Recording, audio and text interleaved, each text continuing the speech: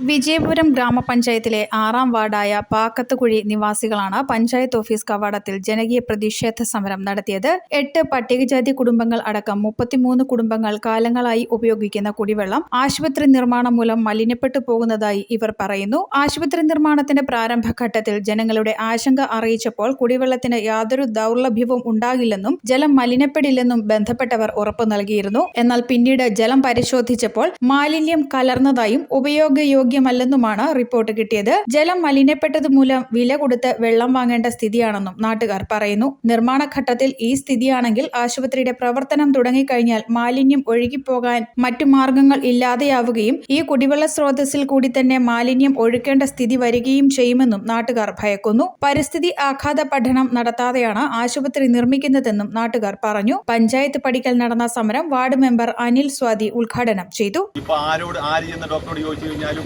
ഞാൻ അവിടെ കുടിവെള്ളം തടഞ്ഞിട്ടേയില്ല. കുടിവെള്ളം അവർ ഇഷ്ടം പോലെ എടുത്തോട്ടെ, നാളെയും ഞാൻ തടയുന്നില്ല. പക്ഷേ ഇതുപോലെ ഭീമാകാരനായ ഒരു ഹോസ്പിറ്റലിൻ്റെ അടിയിൽ കൂടി ഒഴുകുന്ന ഈ ഉറവ ഇവിടുത്തെ ഉദ്യോഗസ്ഥർ പോയി പഠിച്ചിട്ടുണ്ടോ? പരിസ്ഥിതി പോയി പഠിച്ചിട്ടുണ്ടോ? അവിടെ കൂറ്റൻ ബിൽഡിംഗ് പണിയാൻ ഇത്രയും വലിയൊരു ഹോസ്പിറ്റൽ പണിത് കഴിഞ്ഞാൽ അതിൽ നിന്ന് വരുന്ന എന്തെല്ലാം രീതിയിലുള്ള ട്രീറ്റ്മെൻറ്റ് പ്ലാന്റുകൾ ഉണ്ടായാലും അതിൽ നിന്ന് മാലിന്യമേ പുറത്തേക്ക് വരുള്ളൂ.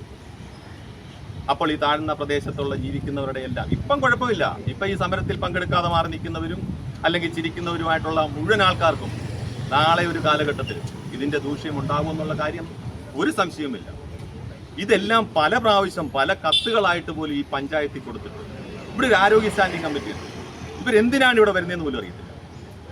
ഇത്രയും പ്രശ്നങ്ങൾ ഈ നാട്ടിലുണ്ടായിട്ട് പഞ്ചായത്തിൽ നിന്ന് ആരോഗ്യ സ്റ്റാൻഡിംഗ് കമ്മിറ്റിയെ ചുമതലപ്പെടുത്തി അവിടെ ഒരു അന്വേഷണത്തിന് വരാൻ പോലും തയ്യാറായിട്ടില്ല. ജിമോൻ അധ്യക്ഷനായി. മുൻ Pallam block panchayat president T Saseendranath, പ്രതിപക്ഷ നേതാവ് Usha Venugopal, Paulson Peter, Paul K Joseph, CPM area secretary Omana Kuttan, Ranjith Raju തുടങ്ങിയവർ പ്രസംഗിച്ചു. സ്ത്രീകളും കുട്ടികളുമടക്കം നിരവധി പേർ സമരത്തിൽ പങ്കാളികളായി. News bureau, Kottayam.